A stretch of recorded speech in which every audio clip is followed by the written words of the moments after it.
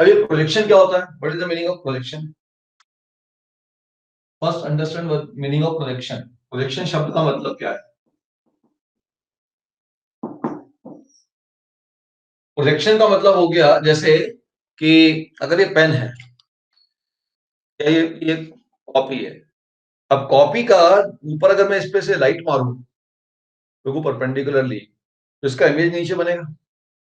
तो इसका जो इमेज नीचे बनेगा उसको हम प्रोजेक्शन कहेंगे। ये पेन है, अब इस पेन का इमेज अगर मैं इसके ऊपर लाइट मारता हूं ऊपर से तो इसका इमेज नीचे बनेगा। तो जो इमेज नीचे बनेगा that is called the projection. हाँ, लाइट इसके परपेंडिकुलर ऐसी होनी चाहिए। तो ध्यान दीजिएगा कि अगर मान लीजिए कि आपके पास ये लाइन है एल और ये आपके पास ए बी है, तो ए और बी से अगर ऊपर आपने इस पे एक लाइट रख दी तो ए और बी का जो इमेज बनेगा, परपेंडिकुलर लाइट है इस प्लेन के, इस लाइन के परपेंडिकुलर यहाँ पे लाइट रखी है, तो इसका पॉइंट का इमेज यहाँ बनेगा, तो यहाँ ये बनेगा। सपोज कर लो कि 12 बजे जो है एग्जैक्ट 12 बजे सन है ना, 12 बजे सन के नीचे आपने एक जो स्टिक रख दी है। जब ऐसी स्टिक रखोगे और सन बिल्कुल ऊपर है आपके, तो क्या होगा? इमेज ऐसी बनेगा उसका, इधर उधर शिफ्ट नहीं होगा। ये होता है ना भाई, तुम अगर सीधे खड़े होते हो, सन तुम्हारे ऊपर आ गया, तुम्हारा इमेज बिल्कुल तुम्हारे पैर में आ जाता है, आता है नहीं आता है? तो सेम बात है। तो यहाँ पे प्रोजेक्शन का मतलब ये है कि ए बी के ऊपर आपने एक लाइट रख दी है तो इस प्लेन के बिल्कुल परपेंडिकुलर है, तो इसका इमेज ए डैश बनेगा, इस बी पॉइंट का इमेज बी डैश मिलेगा। तो जो ए डैश बी डैश होगा this is called the projection. A dash B dash है, ये 90 डिग्री है, so this A dash B dash is called projection.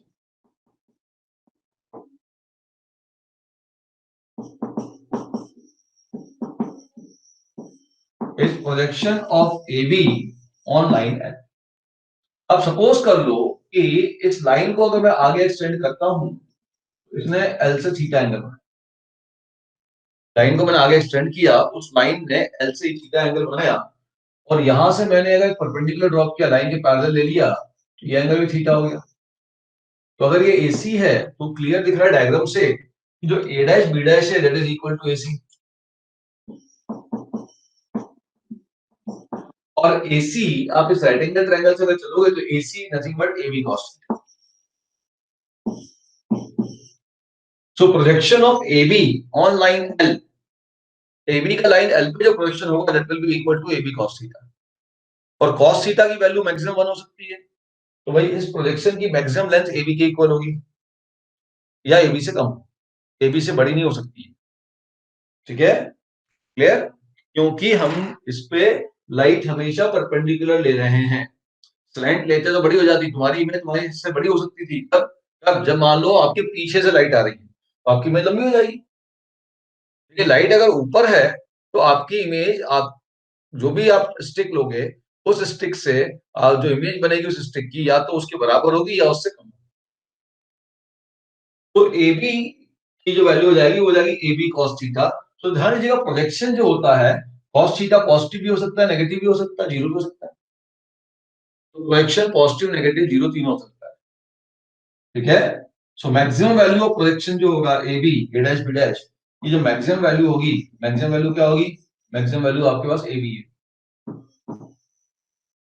ठीक है, या उससे छोटी होगी या जीरो होगी। ठीक, चलिए, तो आपको एक चीज समझ में आ गई कि ए बी का प्रोजेक्शन अगर किसी लाइन पे लेता हूं जिसने जिसने ए बी के साथ एंगल थीटा बनाया, तो that projection is nothing but A B cos theta. Okay, इसे हम कहते हैं प्रोजेक्शन, हिंदी में कहते हैं प्रक्षेप। थोड़े समय बाद अगर जिसको मैं कोऑर्डिनेट के पॉइंट ऑफ व्यू में ले जाऊंगा तो ये प्रोजेक्शन ही, इस प्रोजेक्शन का ही नाम है स्केलर कंपोनेंट, ये हमने ऑलरेडी बताया था, और यही डियास भी है। अगर इसको मैं कोऑर्डिनेट के पॉइंट ऑफ व्यू से ले लूंगा तो ये डियास बन जाएंगे, यही आपका जो है स्केलर कंपोनेंट है। फिलहाल अभी तो हम प्रोजेक्शन की बात करें, तो ध्यान दीजिएगा। अब मैं बात कर रहा हूं कि सपोज कर लीजिए मेरे पास एक वेक्टर है ओए वेक्टर ए और ये ओ बी वेक्टर बी, और इसके बीच का एंगल जो है वो है थीटा। अब मैं वेक्टर बी का प्रोजेक्शन निकालना चाहता हूं वेक्टर ए के ऊपर। से यहाँ परपेंडिकुलर ड्रॉप कर दूंगा, तो जो ओसी मिला वो प्रोजेक्शन हो जाएगा वेक्टर बी का on vector, projection of vector B on vector A by diagram is OC. अब ओसी पे मॉड वर्ड नहीं लगाऊंगा क्योंकि ओसी नेगेटिव भी हो सकता है, और by definition OC will be equal to OB cos theta.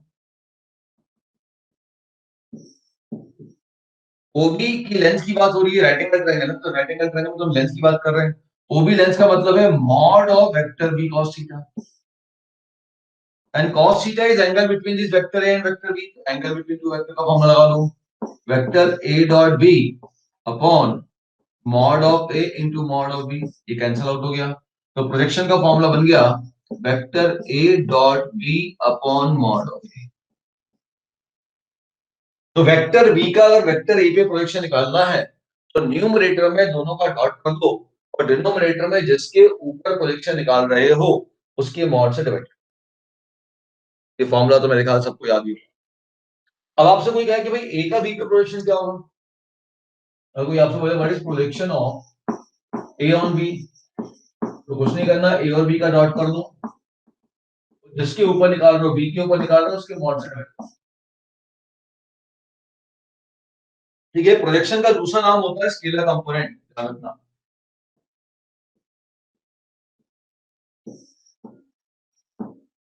ठीक है, अब अगला हम पूछते हैं, बताओ वेक्टर कंपोनेंट क्या होगा। Vector component of vector B on vector, ये जो वेक्टर बी है इसका वेक्टर ए के ऊपर वेक्टर कंपोनेंट क्या होगा, वेक्टर कंपोनेंट कुछ नहीं होगा, ओसी वेक्टर ही होगा। This vector component is OC vector, यहां ओसी था प्रोजेक्शन, मॉड ओसी नहीं लिखा, ध्यान रखिएगा। ठीक है, तो ओसी वेक्टर क्या हो जाएगा, ओसी वेक्टर हो जाएगा मॉड ऑफ ओसी इंटू ओसी की तरह लगने वाला यूनिट, मॉड ऑफ ओसी तो प्रोजेक्शन हो गया, सो दिस इज प्रोजेक्शन, हो जाएगा वेक्टर ए डॉट बी, और किसके ऊपर निकाल रहे हो, ए के ऊपर, upon mod of A into OC का यूनिट वेक्टर। ओसी का यूनिट वेक्टर मतलब ओसी किसके अलोंग लग रहा है, वेक्टर ए के अलोंग लग रहा है, तो ओसी का यूनिट वेक्टर का मतलब है वेक्टर ए का यूनिट वेक्टर, तो वेक्टर ए का यूनिट वेक्टर हो जाएगा vector A upon mod. This is the formula for vector component of B on. Simple ध्यान रखना है, जो प्रोजेक्शन होता है इसको डायरेक्शन दे दो, वो वेक्टर कंपोनेंट है, विदाउट डायरेक्शन ये स्केलर कंपोनेंट है। तो किसके डायरेक्शन में लग रहा था ए, तो उसके ए कैप से मल्टीप्लाई करो, प्रोजेक्शन को इसके ए कैप से मल्टीप्लाई कर दो, वो उसका वेक्टर कंपोनेंट है। अब अगला क्वेश्चन बनता है कि vector component of vector B perpendicular to A, तो वेक्टर बी का वेक्टर ए के परपेंडिकुलर वेक्टर कंपोनेंट कौन है, कौन है भाई, वेक्टर बी का वेक्टर ए के परपेंडिकुलर कौन है कंपोनेंट,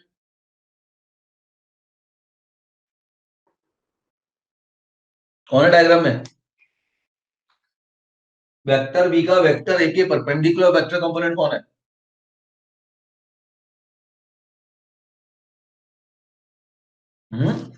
डायग्राम में कौन है, ये है आपका C B, C B direction ध्यान रखिए परपेंडिकुलर, तो ये आपके पास है C B vector, vector B का वेक्टर ए के परपेंडिकुलर तो सी बी वेक्टर। ठीक है, अब सी बी वेक्टर कैसे मिलेगा, देखो ट्रायंगल वाला लग रहा है, ये वेक्टर मालूम है, ओसी वेक्टर हम निकाल चुके हैं, तो सी बी वेक्टर जो हो जाएगा ध्यान से देखोगे तो हो जाएगा OB vector minus OC vector by triangle law, इन दोनों का सम इसके इक्वल होगा, तो ये इन दोनों के डिफरेंस के इक्वल हो गया। अब ओबी वेक्टर कितना है, वेक्टर बी है, ओसी वेक्टर कितना है, ये ऑलरेडी निकाल चुके हैं ओसी वेक्टर, ये लिख दो, ये है vector component of B on, तो vector component of B perpendicular to A निकालने के लिए, vector component of B perpendicular to A निकालने के लिए वेक्टर बी में से vector component of B on A minus कर। ठीक है, अब इसमें आता भाई स्केलर कंपोनेंट क्या होगा, scalar component of vector B perpendicular to vector है, स्केलर कंपोनेंट का मतलब बीसी की लेंथ चाहिए मुझे, सीबी लेंथ चाहिए, सीबी का मॉड चाहिए। एक तरीका था कि वेक्टर निकाल लो, उसका मॉडुलस निकाल लो, ठीक है। दूसरा तरीका ध्यान दो, ये जो सीबी की लेंथ निकालनी है, ये सीबी की लेंथ निकालनी है, और देखो ये ओ सी बी तो राइट एंगल ट्रायंगल है, मुझे एक राइट एंगल ट्रायंगल के साइड की लेंथ चाहिए, कैसे निकाल सकता हूँ? How I can find a length of side of a right angle triangle?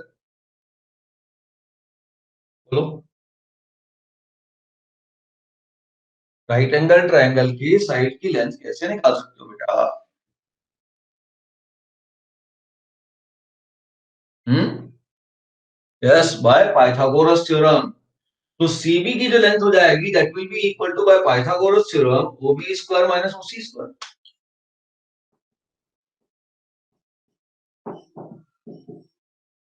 OB is nothing but mod of vector B, this is nothing but under root of mod of vector B का square minus OC. OC is nothing but projection, it is projection of B on का whole square. ये formula हम बहुत use करेंगे में। Three D में इसको हम ऐसा पूछेंगे, देखो ध्यान से, हम थ्री डी में ऐसा बोलेंगे ये पॉइंट बी है और ये एक लाइन है, हम कहेंगे इस पॉइंट का लाइन से लेंथ ऑफ परपेंडिकुलर निकालो। तो पॉइंट का लाइन से लेंथ ऑफ परपेंडिकुलर निकालना, ये लाइन है मान लो और ये पॉइंट है, तो लेंथ ऑफ परपेंडिकुलर सीबी निकालना है। जब सीबी निकालना है ये फॉर्मूला यूज कर देंगे, ये हो जाएगा ये डिस्टेंस माइनस प्रोजेक्शन निकाल लेंगे, उसका स्क्वायर कर देंगे। तो ये चीज एक और तरीके से निकाली जा सकती है क्या? ये राइट एंगल ट्रायंगल में अगर ध्यान दोगे, ओ सी बी एक बेटा राइट एंगल ट्रायंगल है, और इस राइट एंगल ट्रायंगल में ध्यान दो, आप निकालना चाहते हो बीसी, ये जो सीबी है वो तो एंगल थीटा के जस्ट अपोजिट है, मतलब आप इस राइट एंगल ट्रायंगल में परपेंडिकुलर निकालना चाहते हो और आपको ओ भी मालूम है, मतलब हाइपोटेन्यूज मालूम है, तो इट मींस हम परपेंडिकुलर और हाइपोटेन्यूज को रिलेट कर सकते हैं। तो मैं यहाँ पे साइन थीटा भी अप्लाई कर सकता हूँ। तो मैं इसी चीज को, स्केलर कंपोनेंट को निकालने के लिए एक और तरीका यूज कर सकता हूँ कि in triangle O B C sine theta निकाल दो, साइन थीटा हो जाएगा जो सीबी लेंथ, सीबी का मॉड या बीसी का मॉड अपॉन ओबी का मॉड। भाई ट्रायंगल में जब मैं ट्रिग्नोमेट्री लगा रहा हूं तो लेंथ की बात करूंगा, है ना, ट्रिग्नोमेट्री लगा रहा हूं लेंथ की बात करूंगा, पाइथागोरस थ्योरम लगा रहा हूं लेंथ की बात करूंगा। तो ये हो गया, अब मुझे निकालना है सीबी, मॉड ऑफ सीबी कितना हो जाएगा? Mod of B means vector B into sine theta. अब साइन थीटा निकालने के लिए एक तरीका कॉस थीटा निकाल के साइन थीटा निकाल लो, दूसरा तरीका एक और हो सकता है क्रॉस प्रोडक्ट। आप ऑलरेडी जानते हो कि ए क्रॉस बी, बाहर तो नहीं जा रहा हूं, आप जानते हो कि ए क्रॉस बी ये होता है mod of A mod of B into sine theta into N cap, जानते हो। अब साइन थीटा यहां से निकालने के लिए इस पे मॉड और लगा देता हूं, क्यों मॉड लगा रहा हूं इसकी फॉर्मूले के ऊपर, क्योंकि एन कैप हट जाएगा, mod of A mod of B into sine theta, और ये हो गया इनटू 1। अब साइन थीटा की वैल्यू यहां से निकाल के यहां पे रख दो, तो mod of CB will be equal to mod of B into A cross B, ध्यान दो, mod upon mod of A into mod of B, mod of B cancel, तो CB will be equal to A cross B upon mod of, ये पूरा रटा हुआ होना चाहिए आपको, सीबी कह लो डीसी कह लो एक ही बात है उसमें।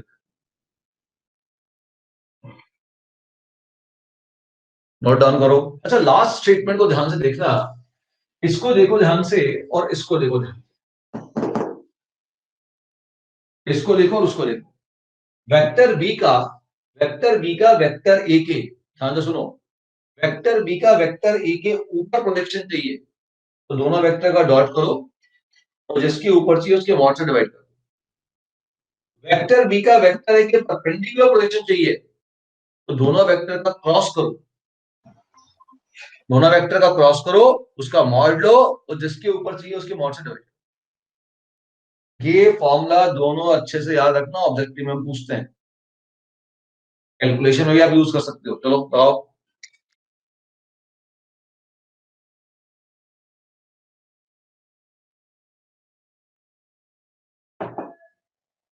फॉर्मूलेज याद करिए, बहुत सिंपल है।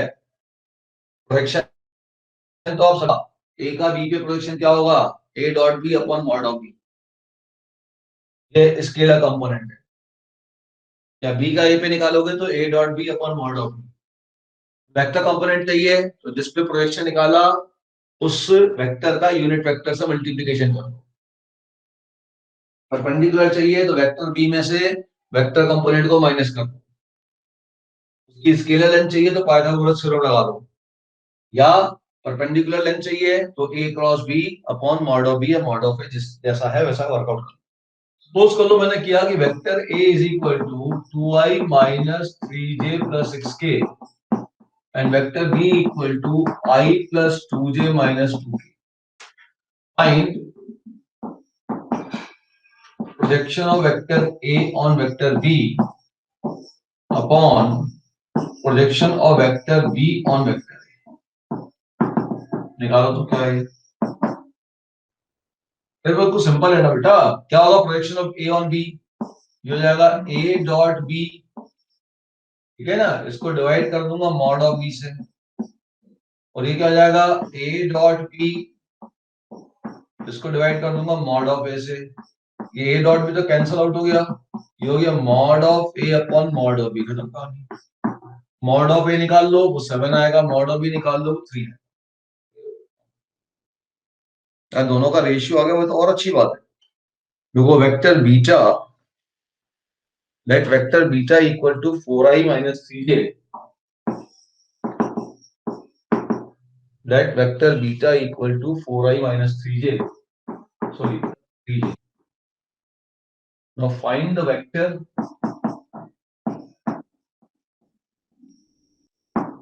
find vector in the same plane in xy plane such that, note करो, such that vector in the same plane having projection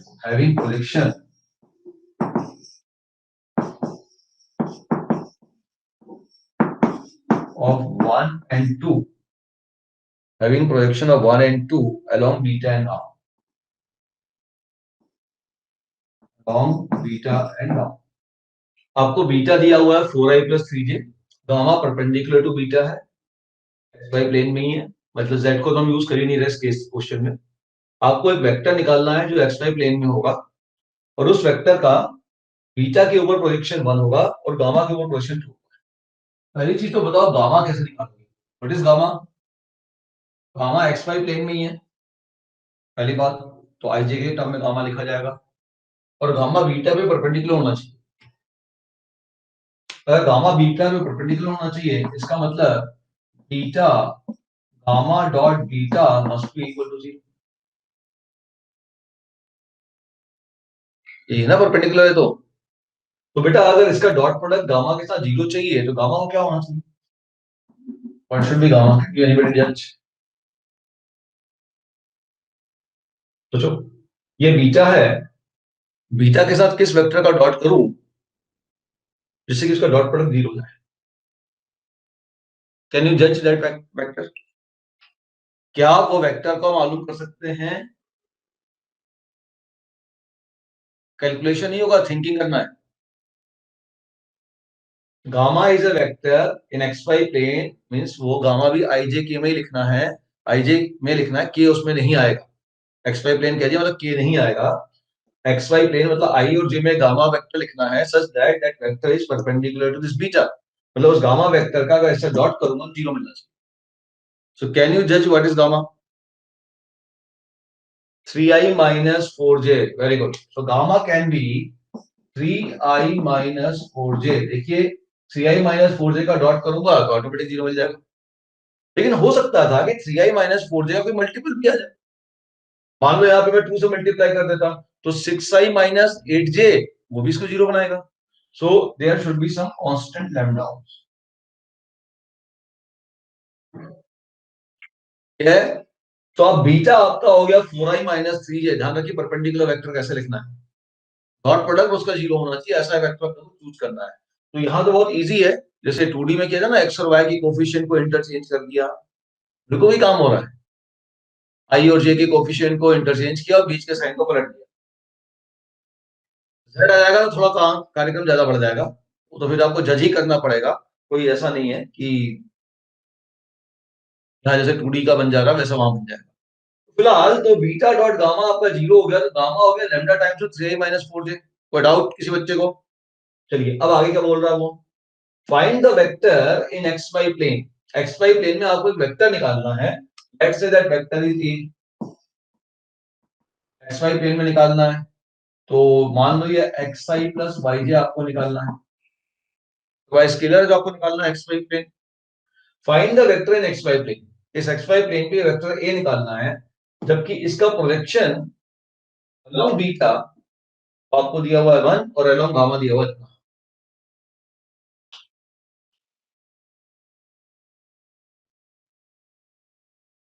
तो देखते हैं क्या होता है।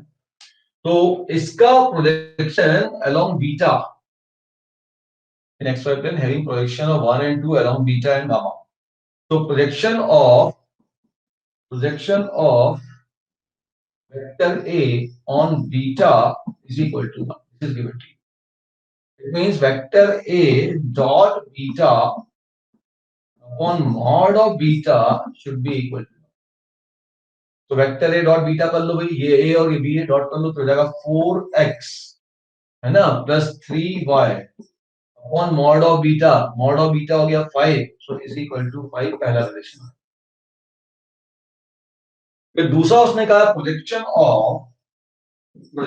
Of vector A on gamma is equal to, तो ये हो जाएगा vector A dot gamma upon mod of gamma is equal to, A dot gamma कर लो बच्चे, ए डॉट गामा करोगे तो ये ए डॉट गामा ये रहा, तो क्या lambda times of 3x minus 4y upon mod of gamma हो जाएगा 5 लैम्डा, ध्यान दो इज इक्वल टू 2, ये लैम्डा ही उड़ गया, लैम्डा मतलब उड़ जा रहा है, लैम्डा बचा रहेगा मतलब, इन जनरल लैम्डा के टर्म्स में लेट आएगा, ठीक है। तो एक रेट हो जाएगा आपके पास 3x minus 4y is equal to 10, is equal to 10, relation बन गया। चलिए दोनों को सॉल्व कर लीजिए, एक्स वाई निकाल लीजिए, और y इक्वल टू -1, तो वेक्टर ए कितना हो गया, वेक्टर ए हो गया 2i माइनस जे। लेकिन ध्यान दीजिएगा इसका एक और आंसर है, दूसरा आंसर कहां से लाओगे, इसका एक और आंसर है बेटा। अब उस आंसर के लिए हमने कहीं कैलकुलेशन में कुछ बहुत मजेदार एक बहुत बेसिक मिस्टेक की है। मिस्टेक क्या की है, मतलब हमने पूरा नहीं लिखा उसको। कहा नहीं लिखा, देखो ध्यान से। किस जगह हमने एक छोटी सी बहुत नॉर्मल और बार बार करने वाली मिस्टेक कर रखी है, ढूंढिए आप लोग। देखो बच्चे, नहीं ढूंढ पाए, देखो माय डियर, जब हमने मॉड ऑफ गामा निकाला था ना, यहाँ मिस्टेक है, ध्यान से देखना। जैसे यहाँ कहा मिस्टेक है तो लैम्डा आ गया सही, सही नहीं आया, बिल्कुल गलत आया है। मॉड ऑफ गामा क्या होगा, ये होगा under root of this square plus this square, तो ये हो जाएगा under root of 25 lambda square.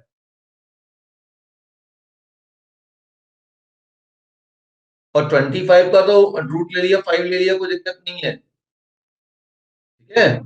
लेकिन under root of lambda square आएगा मॉड ऑफ लैम्डा, ये आपके पास जो नीचे आएगा वो आएगा मॉड ऑफ लैम्डा। यहाँ पे जो z बनेगा वो ऐसा बनेगा, lambda into 3x minus 4y upon 5 mod of lambda is equal to 2। अब एक बार जब आप पॉजिटिव लेंगे तो ये कैंसिल होके आपको 10 देगा, एक बार जब आप लैम्डा को नेगेटिव लेंगे तो लैम्डा क्या है नहीं मालूम, पॉजिटिव हो सकता है नेगेटिव हो सकता है, मॉड लैम्डा को प्लस माइनस लैम्डा लिखोगे तो यहाँ दो इक्वेशन बनेगी प्लस माइनस 10। तो प्लस 10 के साथ तो आपको ये आंसर मिलेगा, जब -10 लोगे तो दूसरा आंसर भी आएगा। फाइंड आउट करिए, देखिए कितना छोटा सा मिस्टेक है, बार बार करते हैं ना अपन, जानबूझ के मैंने पहले मिस्टेक लिख दिया, मैंने देखता हूँ क्या करते हो तुम लोग। देखिए अंडर रूट ऑफ, जब भी कुछ भी under root of x square का टर्म आ जाए, under root of lambda square आ जाए, under root of K square आ जाए, उसको के मत लिखो बेटा, उसको मॉड ऑफ के लिखो। जब तक आप सर्टेन नहीं हो कि के हमेशा पॉजिटिव है, आप उसको के मत लिखो, मॉड के लिखो, केस बनाओ।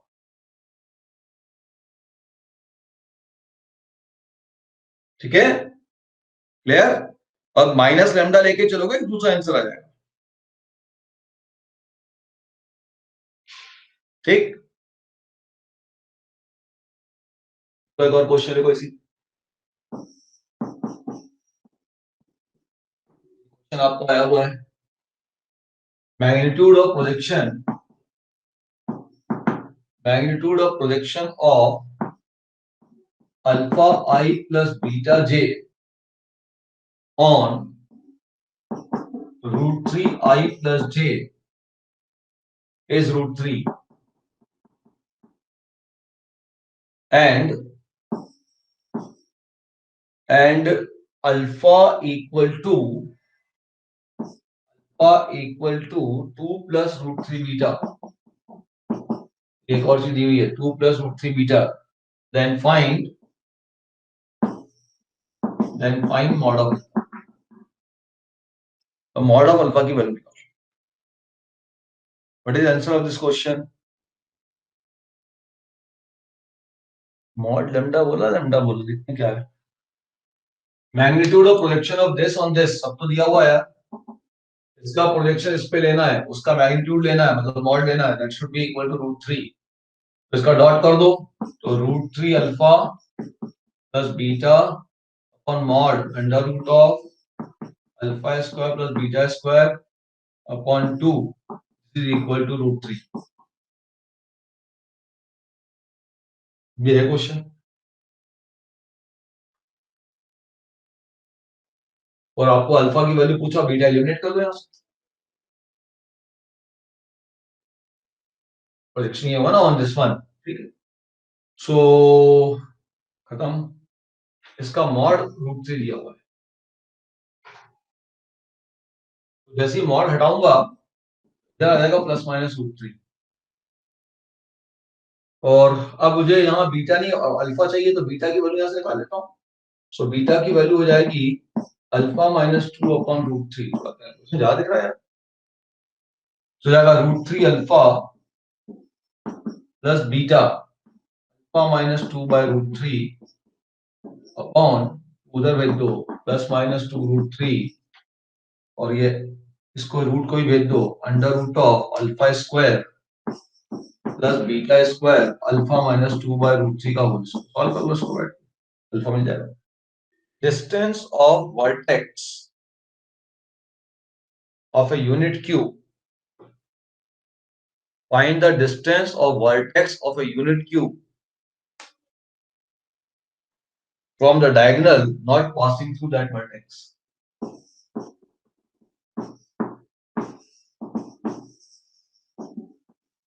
Distance of vertex of unit cube from diagonal not passing through that vertex।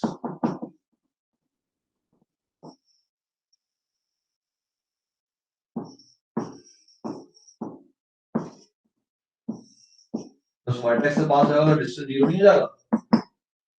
तो आप ऐसा विजुअलाइज करो कि आप जिस रूम में बैठे हो उस रूम में आपने एक डायगोनल लिया, जैसे मैंने यहां से, ये मेरा रूम है, मैंने यहां से एक डायगोनल लिया।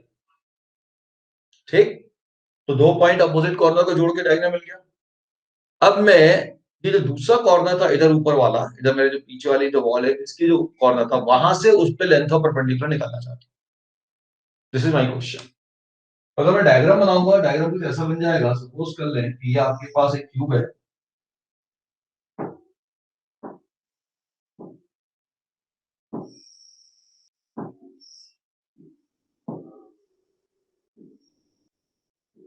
ये क्यूब है, और सपोज कर ले यूनिट क्यूब है, तो मान लीजिए सबकी लेंथ 1 है। ये पॉइंट है मेरे पास C 0 0 1, और मेरे पास एक डायगोनल है, ये ओपी डायगोनल का, हम पी के क्वाड्रेंट होंगे 1 1 1, ये ओपी डायगोनल है। तो मुझे सी से ओपी पे लेंथ ऑफ परपेंडिकुलर चाहिए, सीधी सी क्वेश्चन ये। तो यहां से सी से इस ओपी के ऊपर, ये अगर ओपी है, अगर ये ओरिजिन मानता हूं मैं, नीचे वाले को ओरिजिन मानता हूं, इधर कॉर्नर को, ये जो ओपी है, इस ओपी के ऊपर मुझे सी से परपेंडिकुलर चाहिए। क्वेश्चन आपको सीडी लेंथ ऑफ परपेंडिकुलर, सोचिए क्या करेंगे बेटा। जब भी लेंथ निकालनी हो ना, जैसे यहाँ सीडी लेंथ निकालनी है, कहीं भी लेंथ निकालने की अगर बात आए, इसका मतलब we are talking about projection. जब भी लेंथ निकालना है, डिस्टेंस निकालना है, मतलब हम वहां प्रोजेक्शन का यूज कर सकते हैं। अब वो देखना होता है कि प्रोजेक्शन अलोंग द वेक्टर है क्या, वेक्टर के ऊपर लेंथ निकालनी है क्या, कि वेक्टर के परपेंडिकुलर लेंथ निकालनी, करना क्या है, वेक्टर के ऊपर निकालनी है कि वेक्टर के परपेंडिकुलर निकालनी, ये आपको ढूंढना है। तो यहाँ पे ध्यान से देखिए, आपको लेंथ निकालनी है इस ओपी के परपेंडिकुलर। तो यहाँ पे परपेंडिकुलर प्रोजेक्शन वाली कहानी हो। अब आप अगर ये ओडी निकाल लेते हैं, और ये लेंथ तो आपको ऑलरेडी वन मालूम है, तो ओडी क्या होगा, ओडी होगा किसका, ओसी का, किस पे प्रोजेक्शन, ओपी के ऊपर। मेरी बात समझ में आई? भाई आपके पास ये ओडी वाले, आपको अगर लेंथ निकालनी है तो लेंथ निकालने के तीन तरीके हैं। या तो ये एंगल निकाल लो, तो साइन थीटा लगा दो सीडी के लिए, या आप ये ओडी लेंथ निकाल लो। So how you find OD, OD क्या होगा, ओडी प्रोजेक्शन होगा ना एक वेक्टर का, कौन सा वेक्टर का, ओसी वेक्टर का। ठीक, इस डायग्राम को ऐसा कर लो कि ओपी हॉरिजॉन्टल है, कुछ ऐसा ये डायग्राम बन रहा है। मैं हॉरिजॉन्टल वे में लिखूं, ये ओपी है तुम्हारा, ठीक है, क्लियर, जो 1 1 1 है, ये आपका 0 0 0 है, और ये आपका कुछ ओसी है। मैंने उसको स्लैंट कर दिया, ध्यान रखना, 0 0 1 ओसी है। इस डायग्राम को ऐसा घुमा दिया, इससे आपको नॉर्मल डायग्राम देखने लगे, और यहां से ये परपेंडिकुलर ड्रॉप के डी है, ये है डायग्राम। ये जो हवा में दिख रहा है, अगर मैं उसको ऐसा रोटेट कर देता हूँ तो ये डायग्राम ऐसा दिखने लगेगा। अब आपसे मैं कह रहा हूं कि इस वर्टेक्स सी का आपको इस डायगोनल से डिस्टेंस चाहिए। ये दिख रहा है जो ओडी है, जिसे nothing but projection of OC on OP. तब तो आप प्रोजेक्शन सॉल्व कर सकते हैं। बचा क्या इसके अंदर, क्वेश्चन करो, आंसर निकालो। ओडी निकालो, OD is projection of this OC vector, is OC vector. अगर 3 डायमेंशन में जा रहा है क्वेश्चन, ओसी वेक्टर तो आपके पास हो गया के, और यहाँ पे वेक्टर हो गया आई प्लस जे प्लस के। तो पहले ओडी निकाल लो और सीडी निकाल लो। तो सीडी कितना हो जाएगा तुम्हारा, सीडी हो जाएगा अंडर रूट ऑफ ओसी का मॉड, तो हो गया 1 माइनस इसका, इसमें प्रोजेक्शन निकालो, डॉट कर दो, तो 1/√3 का होल स्क्वायर हो गया, हो जाएगा 1/3, हो जाएगा अंडर रूट ऑफ 1 माइनस 1/3, क्या आएगा, under root of 2/3, under root of 2/3, चाहो तो √3 से मल्टीप्लाई डिवाइड कर दो, डिनोमिनेटर से हटाने के लिए, under root of 2 upon under root of 3, under root of 3 upon under root of 3, हो गया अंडर रूट 6/3। ये भी आंसर, मतलब क्वेश्चन है, क्वेश्चन की मीनिंग समझनी है आपको बस। समझ में आ गया?